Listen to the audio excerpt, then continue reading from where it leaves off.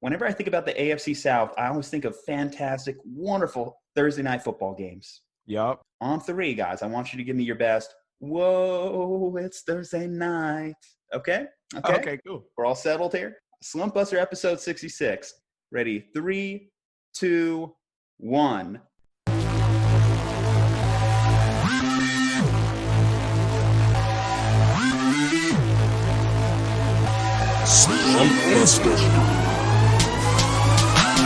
Quiet on the set. Make sure my mic is on. There is Dre and Juju, dog, diving towards the pylon. Go for 2, so damn rude. Recognize authority. Spitting tips for fantasy. No way you're outscoring me. Bold predictions with conviction every single day. Sports addiction, no restriction. Kicking game like Pele. He's the greatest. What's the basis? Pick an athlete. Let's debate this game. Outrageous trading places. Sudden death. Take 10 paces. Turn and shoot. Boys the truth. Mamba mentality. Future greats take their place. Dreams become reality. Low and outside, knocked it out the park. Your boy discovered fire like a rock with a spark. Refs acting like Neanderthals. Phantom flags, nothing calls. Heartbreak losses, tragic falls. Every week discuss it all. Settle in, listen up. Free your time like Andrew Luck. Show's about to start. I suggest you buckle up.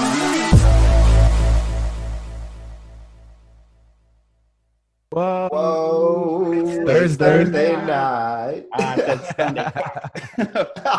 Let's try that one more time. I want to get a little harmonic there, so let's try this. 3, All right, cool. 2, 1. Whoa, it's Thursday night. Man, tons of classics. Carrie Underwood just bringing in the greatest football games of each and every week. The AFC South on Thursday Night Football. How is it that this division just encapsulates an entire day of the week in NFL fans' minds? I just have pictures of Derrick Henry just running over Jacksonville Jaguars each and every December. Yeah. And it's just by that time of year, they just say, fuck it, I don't want to tackle this guy. Does anyone want to tackle that guy late in the year? It's cold. I'm tired. And if you're on the Jacksonville Jaguars, your record's probably below 500 as is. So, yeah. Introducing the show, of course, your host, Juju Talk Sports, joined by my co-host, MMA Dre. On today's episode, our special guest is going to be Adam Lewis from the What Offseason Podcast. We've been trying to set this up for weeks. Finally got it in. Adam, welcome to the Slumpbuster. Thank you, man. Thank you so much for having me on. Like I was just mentioning, I super love your guys' vibe. Love y'all's page. Y'all were one of the first podcasts to really reach out to me and say, hey, are you trying to be on the show? So super appreciate the opportunity. Love the stuff you guys are doing. And I can't wait to be in the content, man. So thank you so much. Again, we brought you in for the most thrilling division breakdown of the entire NFL. Yes, sir. We're not going to start there. We're going to start off on a much lighter note. We're going to start by making fun of Knicks fans, which is a common theme of the show, common theme of a lot of mainstream shows, as the Knicks officially in the NBA draft lottery. Man, they thought this was going to be the year. We got burned last year for Zion. We got burned plenty of years before that. But this will be our year to draft number 8. Fans, sorry, not sorry. The number 1 overall pick is actually going to go to the Minnesota Timberwolves. So fantastic. Another young career that could get demoralized by Minnesota. First impressions when you heard the draft order, Adam, what were you thinking?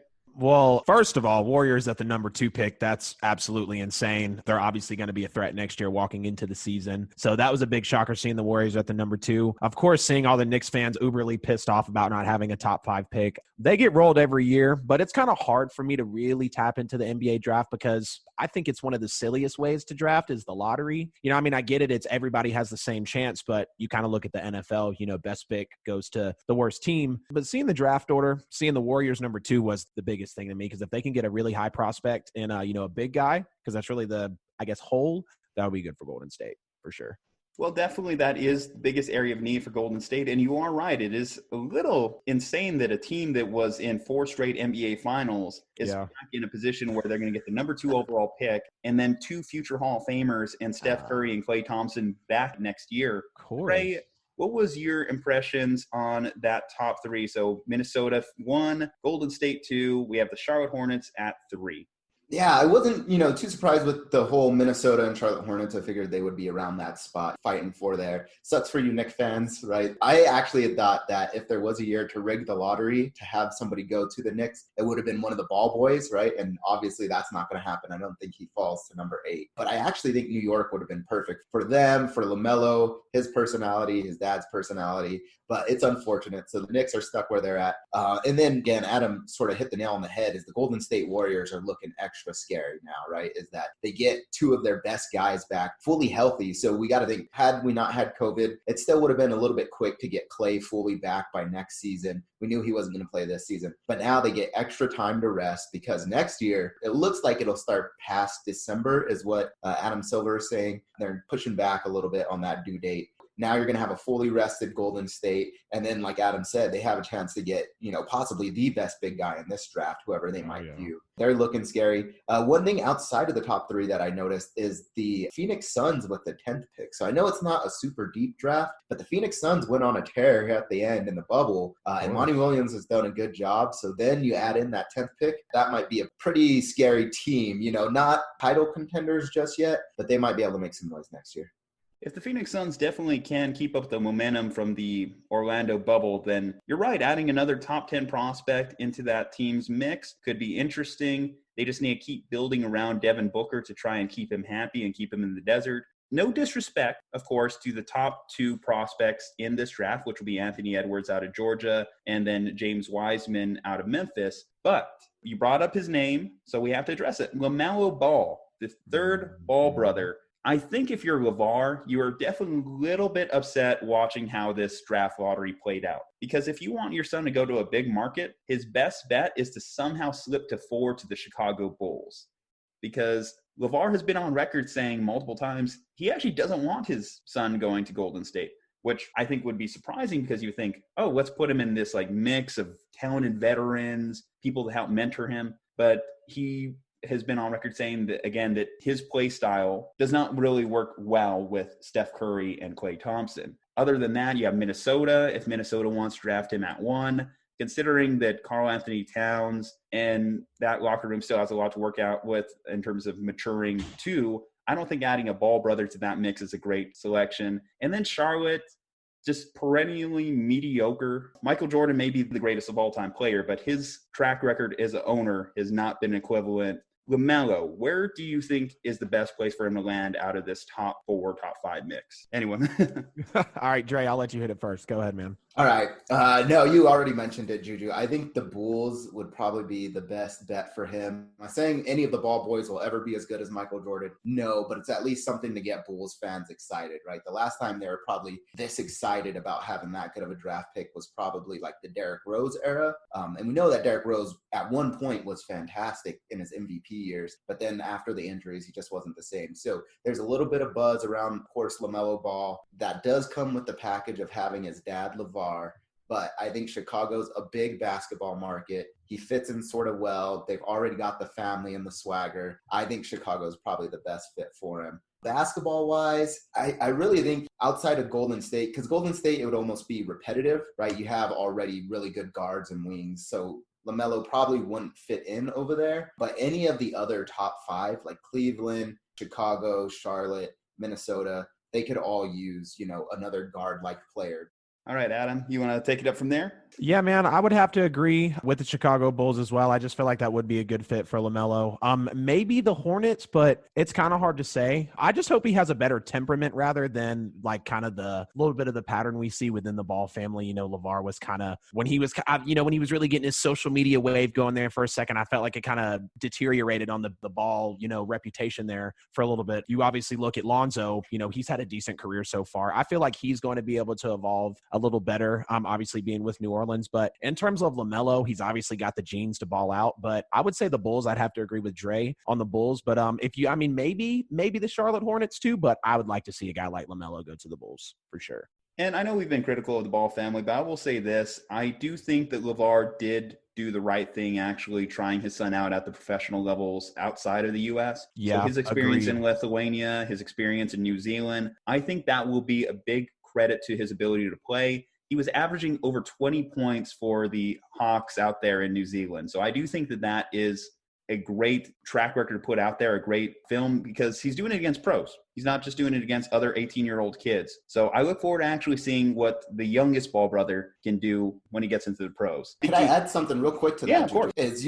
recently we saw guys like Luka Doncic and, of course, there's Kristaps Porzingis. And so we have a lot of European ball players coming over. So I do actually wonder if, that might be the future of some of these really good prospects is, I know they've talked about possibly having a developmental league right out of high school for some of these guys, but the other option might be to do what the Balls did and go play overseas, because overseas, some of those guys are even more fundamental. Luka is a really good example of that. So moving away from the teams that are leaving their chances up to the lottery year in and year out, let's talk about the teams that are actually still competing for something. I'm proud to say my Celtics only need one more win to move on. Yay. Beautiful. For ownage being ownage on Philadelphia. In terms of the Lakers, though, we were busting your chops last time you were on the show, Dre, but a 30-point blowout of the Portland Trail Blazers the next day. Does that give you reassurance in them going past the Blazers moving forward? Or is your confidence still a little shaken after that game one loss? Now, I'm still nervous, right? I think there's some major issues with this Lakers team that have been around all season, right? And we saw it in some of our losses to like the Bucks and the Clippers early on. And I think those things are just exacerbated still by the lack of like Avery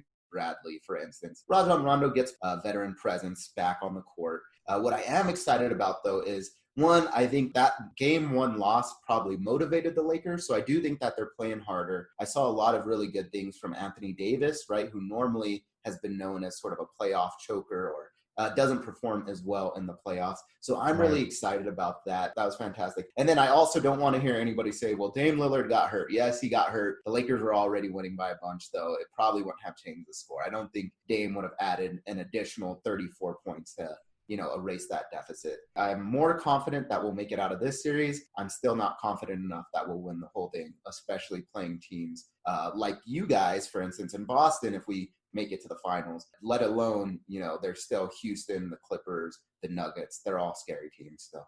Well, let's talk about the Clippers, because playoff P hasn't exactly been filling up the stat sheets for the Clippers. Y'all must not know about playoff P. Yeah, probably a bit of an ill-timed nickname considering his performance in the Clippers' first 3 games so far. Adam, what are you making of the Clippers' performance against Dallas? So I was saying it in my live session on Thursday. The Clippers are going to obviously have to be on top of their game if they want to get past Dallas. Of course, I don't see them having a first-round exit, but obviously the series being 2-1. Dallas winning that first game, that was a statement. I kind of saw that it, maybe could happen. Same thing, when the Lakers lost their first game, it just kind of fell into their lap in a way. Neither team played well, in that first Lakers-Blazers game. But back to the Clippers, though, with the series being 2-1, they're just obviously going to have to continue what they're doing, but they got to keep an eye on Vucevic, because even in that loss the other day, Vucevic still went 30-10. If you keep giving him those 30-10 games, they could bust off another win, and then they obviously have the future of the NBA in their hands with Luka Doncic. I know people say Zion, and I think he's the future as well. But if you talk about the best young talent in the NBA right now, it's the Dallas Mavericks. But the biggest thing that Dallas doesn't know how to do right now in this series, which is what's not going to let them get past the Clippers more than likely, is they don't know how to close out games. I want to say this year I heard a stat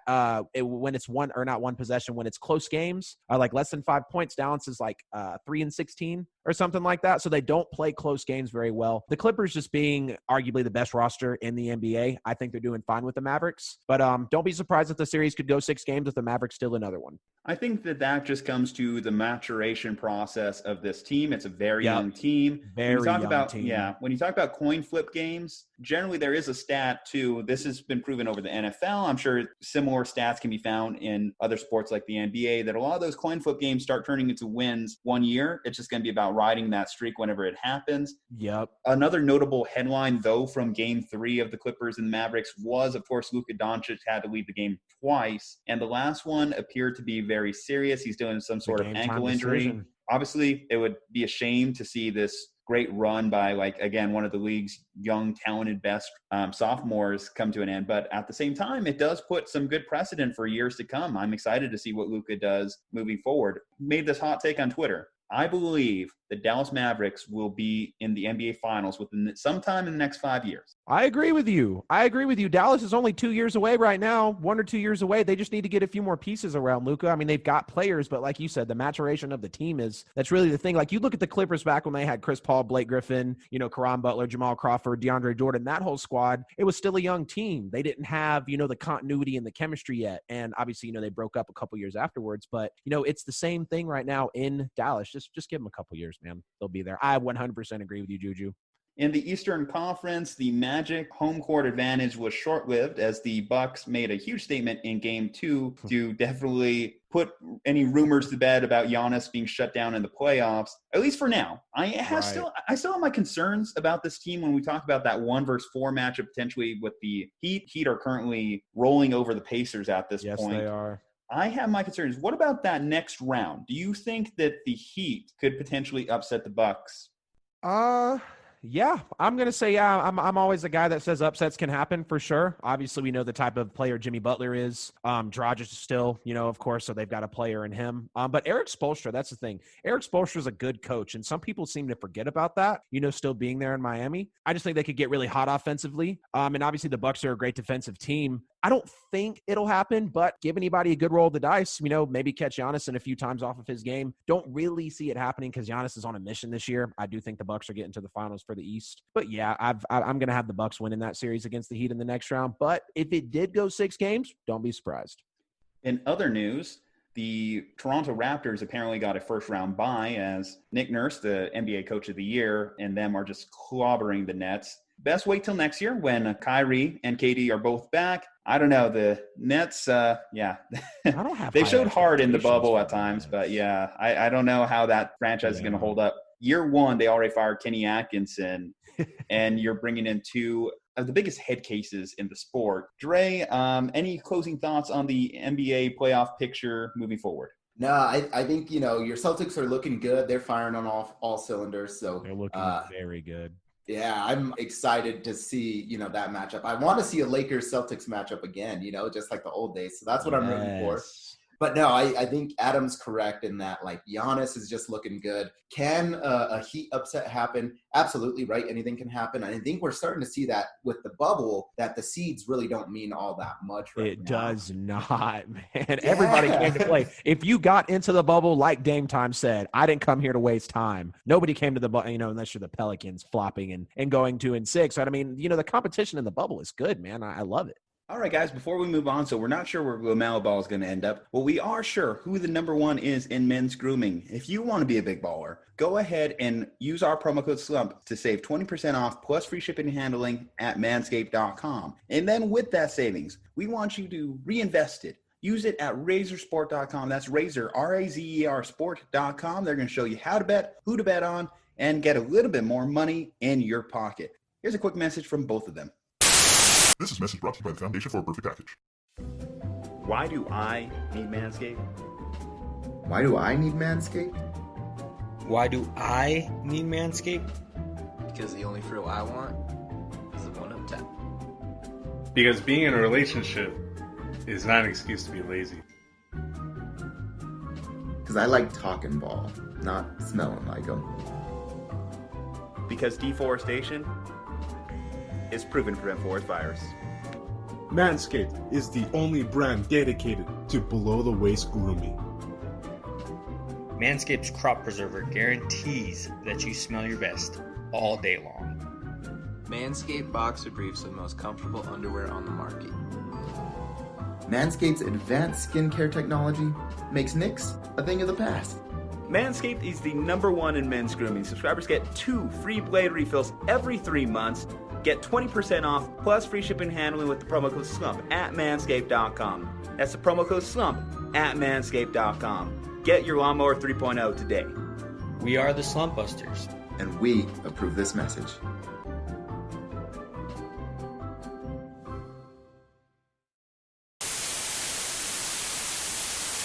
I'm LeBron James.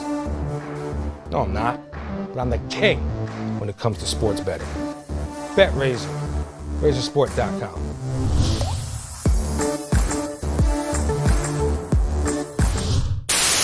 Alrighty, guys, we are back. So as mentioned earlier, the AFC South, that is who we are here to break down today. This division, it's unique. There's competitive teams throughout. When you look at the Titans, when you look at the Texans, the Colts could be sneaky tough this year. The only one that you pretty much just count on right off the bat is going to be the Jacksonville Jaguars, because it doesn't appear that they are planning on competing much for anything this year. As always, we like to start from the bottom up. So the bottom of last year's standings did have those Jaguars, and they finished 6-10. They were battling through some quarterback competition issues when it comes to Nick Foles, breaks his collarbone, Minshew steps in, Minshew mania, captivates the hearts of Americans everywhere. And now he's given the opportunity to take the reins this year in this offense. Some other notable headlines coming out of Jacksonville. Somehow Doug Marrone is still the head coach. Yannick Ngakoue doesn't want to be there. But who's already not there? Calais Campbell, AJ Boye, Leonard Fournette, maybe on the fringes here. When you think of the Jacksonville Jaguars, Adam, what do you think of their 2020 outlook?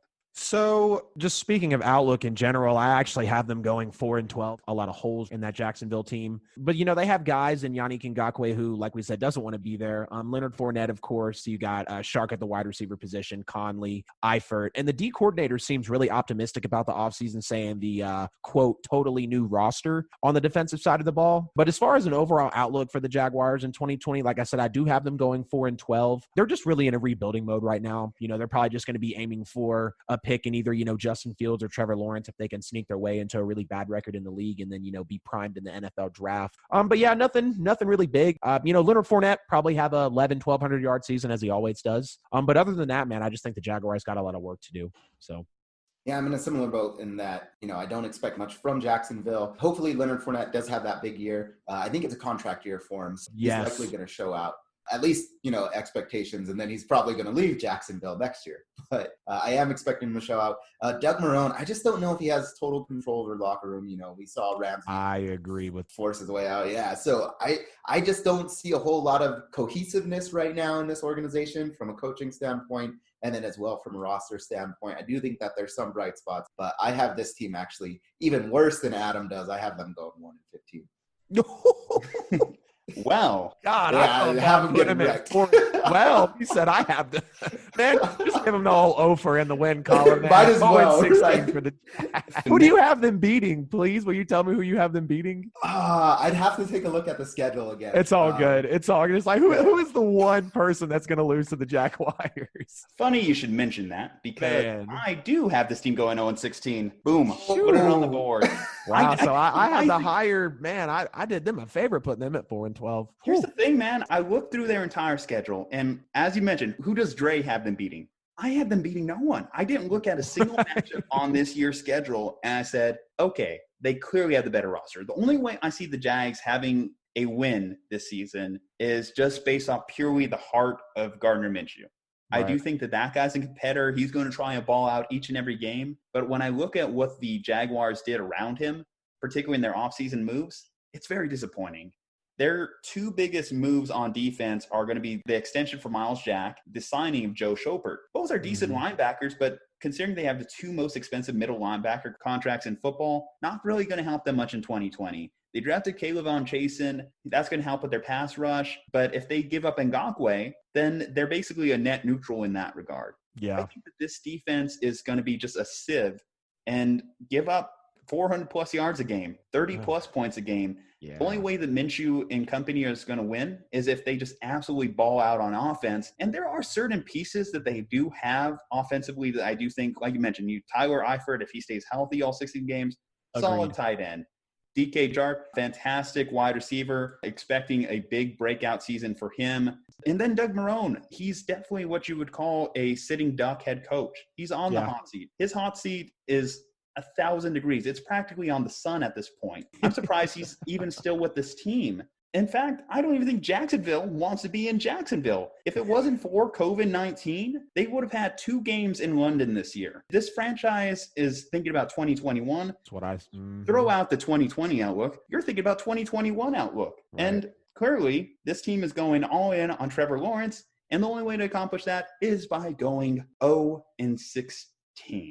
Yep. No. That's my Hey, role. Juju, so you're going to get a kick out of this. I went through our records, right? So we have this spreadsheet where we fill out, okay, they'll win here, they'll lose here. So Adam, you asked me who I have them beating.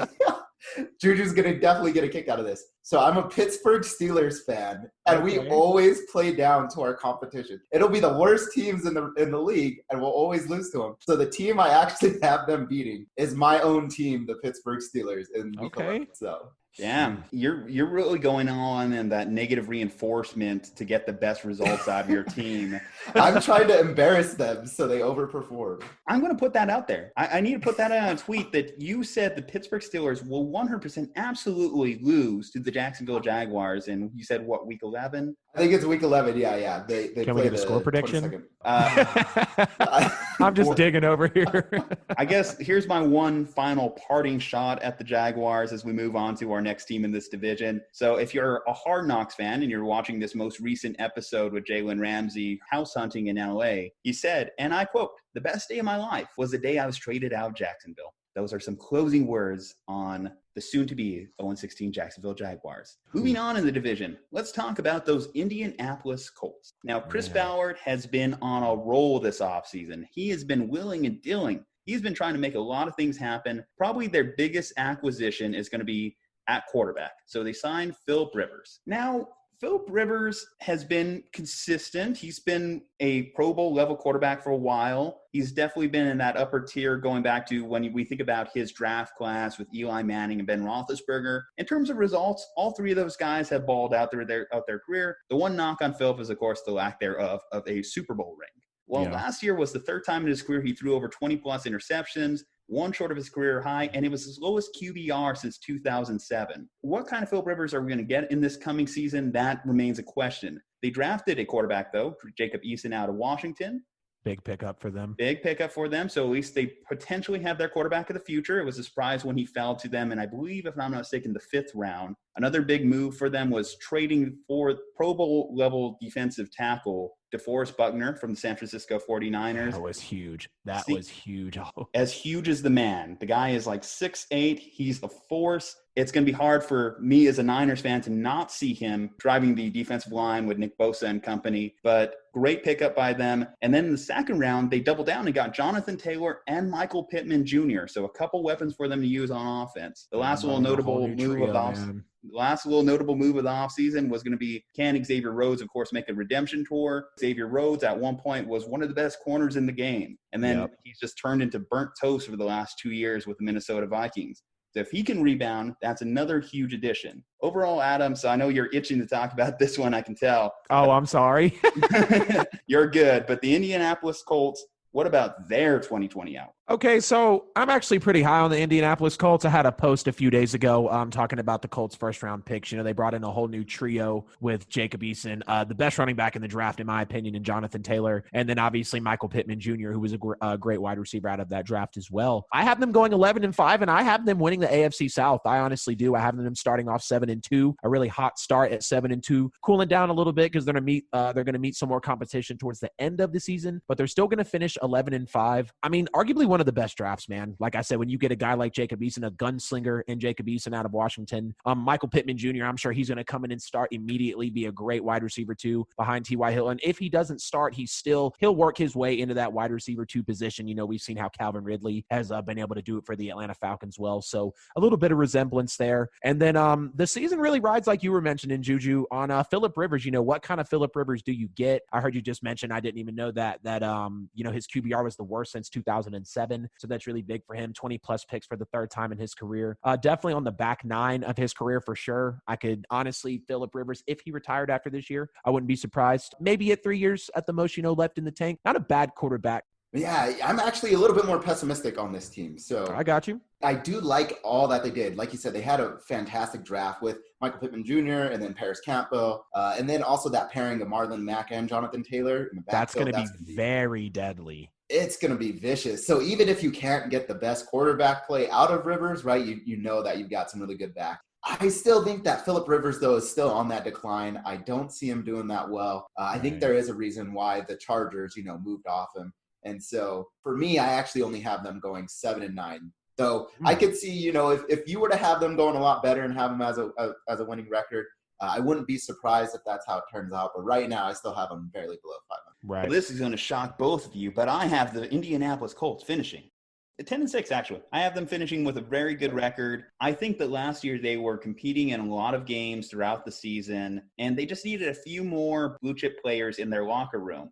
Yeah. Now, of course, like I said, DeForest Buckner on their defensive line, he's going to drive a lot of pressure towards the quarterback with, of course, Darius Leonard at their second level. And if Xavier Rhodes, again, can bounce back, then at all three levels, they have former Pro Bowl players that can steer the ship for this team defensively. In terms of Phillip Rivers, even though they went out and acquired a quarterback, I don't think that means that they're necessarily going to be throwing the ball more. I think they were just looking for a quarterback that was more efficient than Jacoby Brissett. And Jacoby, one of the best backups you can have in the league, but when he's your starter, you do have your worries. So I think it was imperative that they went out there and grabbed a quarterback that at least has more upside.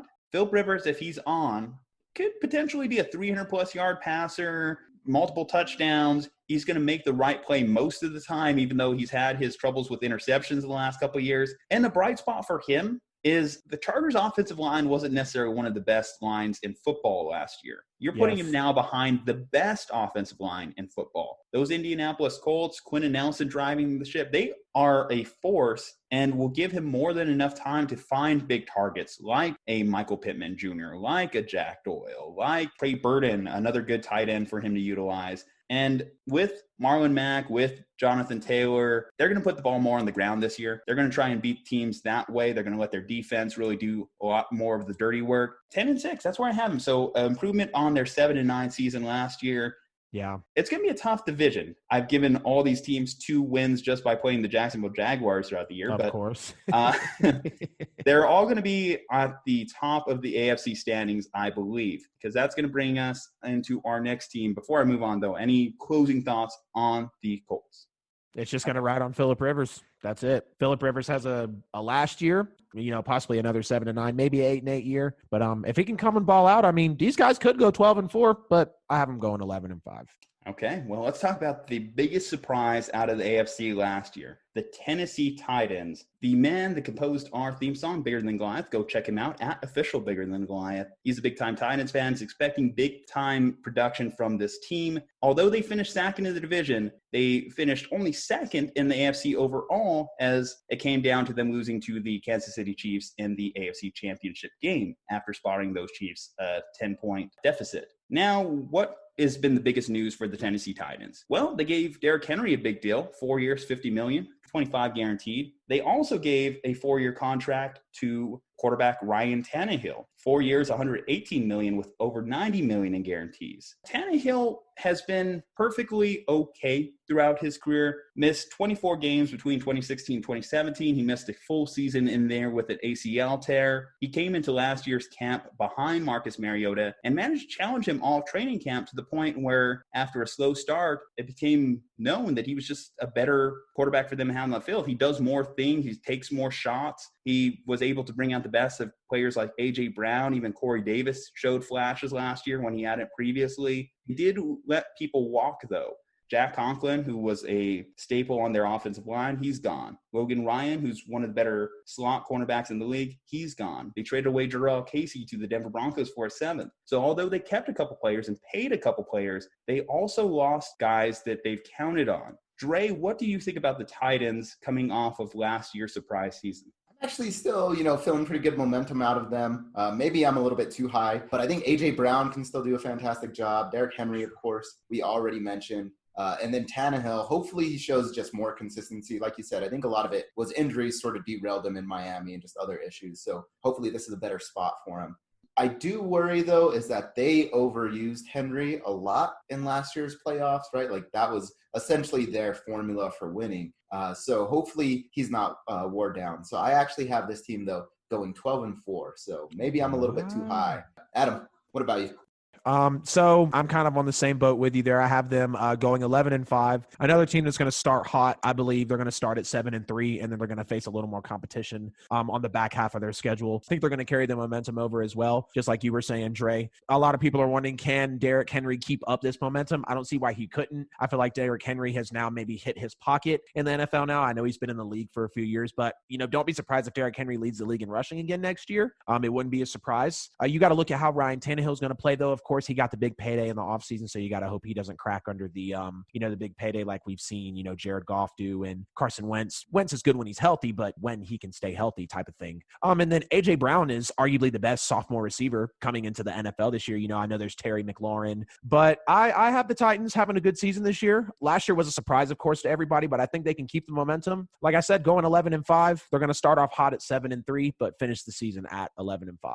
I have this team actually starting a little bit slower and finishing the year strong as it went on, because the Titans actually do this unique thing every year where it's almost they forget that Derrick Henry is on their team, and then they start handing the ball 20 to 30 times a game, and he just starts running over people. Again, later in the year, people are less inclined to make that decision when they know their teams are out of the playoff races, but less people want to stand in front of that man when he drops a trailer and starts running. My concern for Derrick Henry, and maybe this is more of a fantasy football take, is his lack of involvement in the passing game. I think that has always been one of his biggest detriments in terms of his career and overall his fantasy upside. In terms of the actual play and in terms of the actual game, I do think that one of the positives of Ryan Tannehill is he made the Tennessee offense a little bit less one note. They can throw the ball. They can add a variation. They'll take shots down the field. Exactly. With Marcus Mariota, just too conservative. And Mariota had his bright spots in Tennessee. I mean, he's won a playoff game. I think what it comes down to is also just the coaching philosophy of Vrabel as far as this team's success moving forward. Not too many coaches have the resolve to say that they are willing to maim themselves for a Super Bowl trophy. If you don't believe me, look up the quote. But I am feeling very strong about the Tennessee Titans. I do have them finishing 10-6 as well. So tied with the Colts in that division. Sounds like we're on the same page with the Titans. I like it.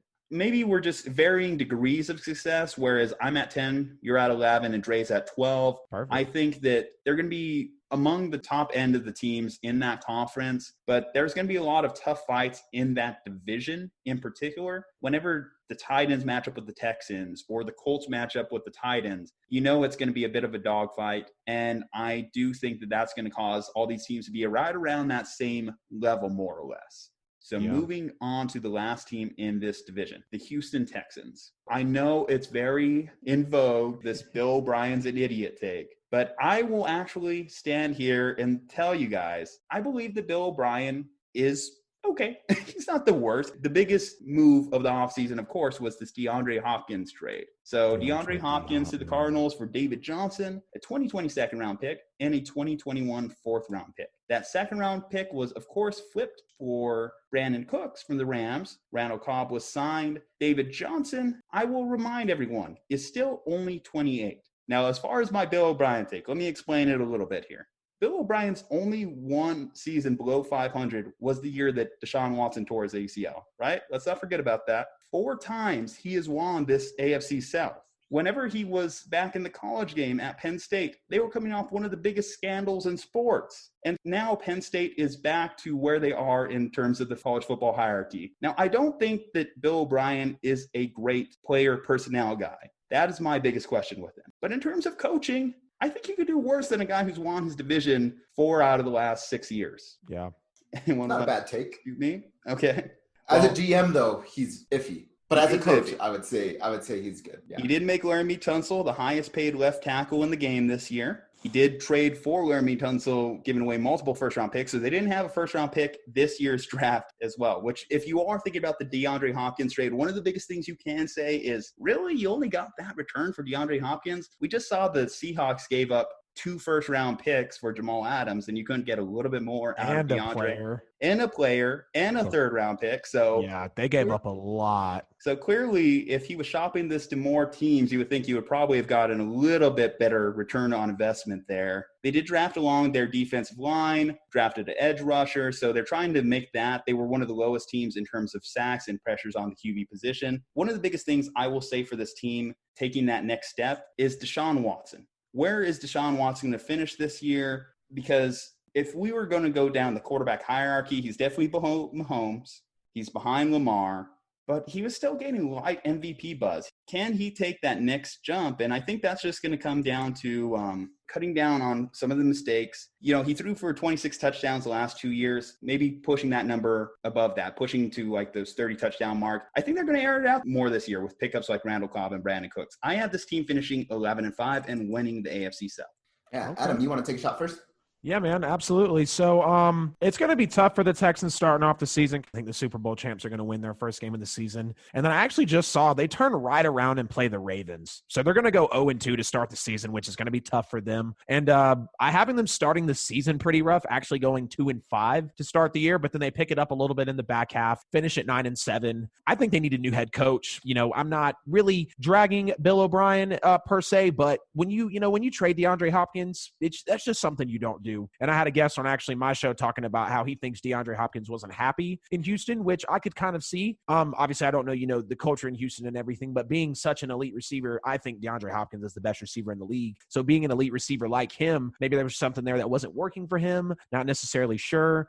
So losing DeAndre Hopkins was huge. I think Bill O'Brien is a concern as well. And then David Johnson, I know you mentioned he's only 28 years old, but David Johnson has not had a good NFL career. He hasn't had that breakout season, that consistent season just yet. It's I think he's battled with some injuries a little bit. I don't know if that's specifically what he's been through, but just looking back at his numbers, I remember looking at the trade, when I saw that they brought in David Johnson, I didn't think it was a good pickup. And, like I mentioned, obviously losing DeAndre Hopkins is huge. I feel like that can make them, losing him can cost you maybe a game or two just specifically on your schedule. So like I said, I have the Texans starting off rough at 2-5, but they're going to finish out at 9-7. Okay, not bad. Yeah, I'm sort of in the same sentiment as you, Juju, is I have them going about 11-5 is where I've placed them. Ending up second, right? So 12-4 for the Titans in this. But I think I was a little bit down on the Hopkins trade at first, but I think they still have a pretty good receiving core with, Will Fuller, Brandon Cooks, and Randall Cobb. So I think they're going to be all right there. Too. Yep, Watson, and I think he's still a fantastic quarterback. He's probably still a top 5 quarterback in this league. Hopefully, he could continue to stay healthy and they could protect him a little bit more. He hasn't had the best offensive line play in his NFL career. So hopefully the offensive line can step it up. And then, I think the big question mark is still David Johnson, right? Everybody was expecting him to have that big breakout year. And that was the year that he ended up breaking his wrist, I think, or something like that, right? And he was injured, and then after that, he's never quite lived up to the hype that he once had. So hopefully he gets back on track. And like I said, they've got plenty of options at wide receiver, though none are as good as Hopkins for sure. Right. Maybe in aggregate, they can still be very successful. I have them going 11-5. Yeah, that's my biggest thing when I think about the wide receiving core. I do think that they can make up for that production, whereas DeAndre Hopkins was about 140-plus targets in a year. Now you're going to spread that around more between Will Fuller, Brandon Cooks, and Randall Cobb. So I would argue that I think the Texans might actually have one of, if not the best wide receiving core in the league, just in terms of what we've seen them do production-wise year in and year out. In fact, Brandon Cooks, I feel for this guy because he's only missed 3 games of the last 3 years, and everyone wants to peg him as an injury-prone wide receiver. He's also had 5 straight years of 1,000-plus yards with 3 different teams, mind you. Of course, it helps whenever you have Drew Brees first throwing you the ball. Then you go to Tom Brady. Dumb when the Saints traded and then Sean McVay. Yeah, it was a little bit of an odd move for them to move off a guy that I think, again, is so underrated. I think Brandon Cooks is one of the fastest players in the league. Can he make up for DeAndre Hopkins? We'll see. But again, he is not that far off in terms of tiers. David Johnson, though, just to kind of talk about why I'm optimistic of him. So last year, I just don't think it was the right scheme fit. Obviously, we know that Cliff Kingsbury and the Arizona Cardinals want to run more of an air raid college-style offense. I think David Johnson, with a different organization, with a different team, is going to find success. I mean, Carlos Hyde was a 1,000-yard rusher for the Houston Texans last year. Do I think that David Johnson is a worse player than Carlos Hyde? Not necessarily. In fact, Carlos Hyde has never achieved the same types of highs that David Johnson has in his career. And that's why I'm a little bit more optimistic about this. In terms of, you mentioned the line play as well, Dre. So just touching on the line play, there have been multiple statistics by PFF and others over the years that have shown it's not necessarily the offensive line is bad, but even Deshaun needs to cut down on a little bit of the scrambling. I know he's an athletic quarterback, and that is more of his profile, so he's going to try and make stuff happen with his legs. But it's also led to a few sacks over his career, too, that he didn't need to necessarily take. Of course, it also leads to fantastic plays like what happened last year in the playoff game against Buffalo. But again, you can't rely on that purely. I'm expecting the Texans to have a big year. Let's not forget, they had a 24-point lead over the eventual Super Bowl champion. That's probably the biggest indictment on Bill O'Brien, if you were going to say anything. 24-point lead against the Chiefs. Yeah, fake punts that don't really work out there. And then you give up 50 over the next 3 quarters. Yeah, that's a bit of a problem. So if they can clean that up, don't be surprised if the Texans are sneaky title contenders. I'm just throwing it out there. I'm not saying. I'm just saying, guys. All right, Adam. That's going to do it for, of course, our AFC South breakdown. So as a new guest on the show, you have the ultimate privilege of answering our favorite question. What is your favorite all-time sports movie? My favorite all-time sports movie, hands down, is The Sandlot. Not The Sandlot 2. Miss me with that garbage. 100% it's The Sandlot. I know it might not be a sports movie. Well, I mean, obviously it is, but it's not like, okay. So you got me here, man. It would either be The Sandlot or The Blind Side, but I'm going to have to go OG and stay with The Sandlot. I have to. I don't know how. Yeah, like I was about to say, I don't know how you can say The Sandlot isn't a sports movie. I mean, they're all bonding over the game of baseball. Right. You got to see the PF Flyers. You have a Babe Ruth ending. You also have, of course, the famous Benny the Jet stealing home to close out the entire movie. Right. Definitely tons of baseball played. Them against the actual legit Little League team. I love that movie. That is a good movie. It's under-recognized on this show. Again, love Remember the Titans, but I feel like Remember the Titans gets too much hype on this show. It does. It does get a lot of hype. And like I said, a close second would be The Blind Side, but The Blind Side really hits you in the heart. The Blind Side's obviously a lot of inspiration. But yeah, man, Sandlot. As soon as I was thinking, I was like, ooh, and I was like, man, gotta be Sandlot. Gotta be. In terms of Blind Side, just my little thing on that one is if Michael Orr's career would have went better, it would have made that movie a lot better in my personal rankings of it. But considering the actual player it's based on had an okay pro career, but not necessarily a good one. Dre, what do you make of The Sandlot or The Blind Side? We haven't talked about those much on this show. Yeah, no, I think The Sandlot is a great pick, right? Is that, like you said, tangentially, it's related to sports. It still is a sports movie and it's baseball, but it's a lot of fun and entertainment too. You've got all those funny moments, right? The kiss and all of that stuff. It just makes you want to be a kid again and go out and play baseball, right? Just get your friends together and be like, all right, we're going to go play some baseball. So I love The Sandlot. It's definitely one of my favorite movies. I continually watch it on repeat, even if you can't get it. That's right. Yeah, it's fantastic. As far as The Blind Side, I think you're right. I think knowing who Michael Orr is, right, had he been, a mega champion, right, like a Tom Brady or something like that with a ton of rings, it would have been like, okay, it makes a really good story of where he came from. Still is a good story. And like you said, it still tugs at the heartstrings, seeing how he grew up and those neighborhoods that he was going in, right, and his adoptive mother having to basically pull the NRA card, right, that I'll shoot you before you can shoot me type stuff. So it's a really good story. Both of those movies, though, I love them. Well, let's talk about the next big story in sports, the What Off-Season Podcast. Adam, I need you to do all your shameless plugs right now to close us out on this show. All of my shameless what now? All your shameless plugs. Where, how to listen, when to listen, what you're working on, all the cool stuff. You're doing a lot of great stuff on Instagram too, by the way, my friend. Thanks, man. Super appreciate it. So, of course, the What Off-Season Sports Podcast, new episodes every Friday. You can catch us on Apple Podcasts, YouTube, Spotify, anywhere podcasts are at. You can search us up on there. Facebook, Instagram, Twitter, TikTok. Not a whole lot on TikTok, but really a lot on Instagram's where I'm doing, where I'm doing most of my numbers now. I just dropped a new episode yesterday talking about why I think Tua Tagovailoa should start week 1, and then I had some unpopular opinions as well. Full episode on YouTube. That's where the video is, or just the podcast version, like I said, on all major podcast platforms. On Friday, got another new episode dropping. It's going to be talking about why coaching surpasses talent in the NFL. So that's going to be another great episode coming at you guys. But like I said, you can find us on Facebook, the What Off-Season Sports Podcast. Same thing on Instagram, and then on Twitter at What Off-Season SZN Pod. Thank you once again, my friend. All right, so you're listening. But if you're not subscribed, you need to change that right now and hit that subscribe button. And once you do that, don't forget to leave a review on iTunes. Then, of course, swing by manscaped.com, use our promo code, save 20% off plus free shipping and handling, and razorsport.com, razersport.com. Follow us on Instagram at Slumpbuster Podcast, on Twitter at Slumpbuster Pod. And most importantly, folks, you stay safe, happy, and healthy, and we'll see you next time.